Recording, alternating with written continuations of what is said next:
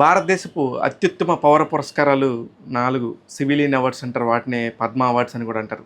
మొట్టమొదటిది భారతరత్న అయితే, రెండోది పద్మవిభూషణ్, మూడోది పద్మభూషణ్, నాలుగోది పద్మశ్రీ. ఈ అవార్డులకి చాలా ప్రత్యేకత ఉంటుంది. ఇప్పుడు ఎందుకంటే ఇంకొక రోజులో మన చిరంజీవి గారి బర్త్డే ఉంది. దానికి సంబంధించి మనం ఇప్పుడు ఆయనకు సంబంధించి ఎలాంటి అవార్డులు, ఎంత బెస్ట్ సివిలియన్ అవార్డు పొందారంటే 2006లో పద్మభూషణ్ పురస్కారంతో ఆయన చరిత్రకెక్కారు. అక్కడి నుంచి మళ్ళీ 18 సంవత్సరాల తర్వాత 2024లో పద్మవిభూషణ్ అవార్డు పొందారు.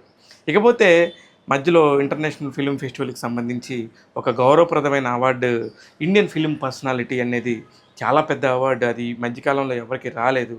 అలాంటి అవార్డుని కూడా చిరంజీవి గారు 2022లో సంపాదించారు. అంటే ఒక సివిలియన్గా ఎంత బాధ్యతగా మెలిగితేనో ఇట్లాంటి అవార్డులన్నీ కూడా దక్కుతాయి. ఊరికే మెగాస్టార్ అవ్వలేదు అని చెప్పి నేను మొదటి నుంచి చెప్తూనే ఉన్నాను.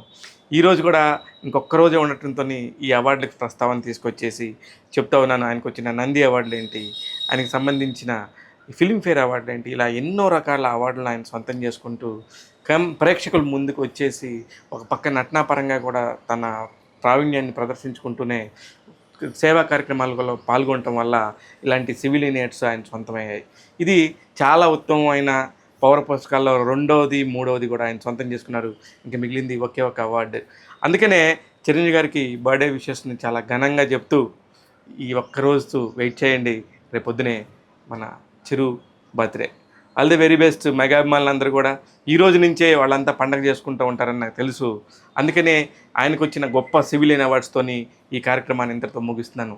గత 20 రోజులుగా 20 టాపిక్స్ తీసుకొని ఒక్కొక్క రోజు ఒక్కొక్క టాపిక్ చెప్తూ ఇక్కడ దాకా తీసుకొచ్చాను. ఆల్ ది బెస్ట్ చిరంజీవి గారు.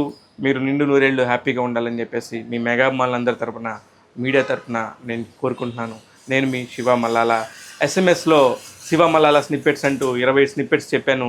20 చిన్న చిన్న కథలు చూడండి. అవన్నీ కూడా చాలా వెరైటీగా ఉంటాయి. అన్నీ తెలిసినట్టు ఉంటాయి, కానీ అన్ని ఆర్డర్లో పెట్టి చూస్తే చాలా కొత్తగాను భలే వెరైటీగా అనిపిస్తూ ఉంటాయి. చూస్తూనే ఉండండి ట్యాగ్ తెలుగు.